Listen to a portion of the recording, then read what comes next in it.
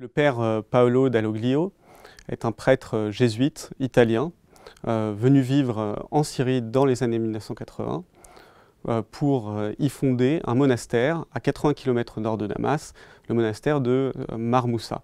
Dans ce monastère vont en fait pendant 30 ans se rencontrer finalement toutes les parties de la Syrie, les opposants, les soutiens à Bachar al-Assad, des touristes, des pèlerins, des chrétiens et des musulmans dans un esprit de dialogue interreligieux. Le père Paolo était vraiment une personnalité radicale, explosive.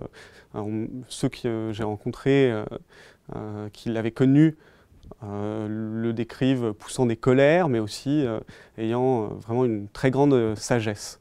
En 2011, quand la révolution syrienne se déclare, il décide de soutenir cette révolution, de soutenir les rebelles, ce qui va lui valoir d'être expulsé du pays donc en juin 2012.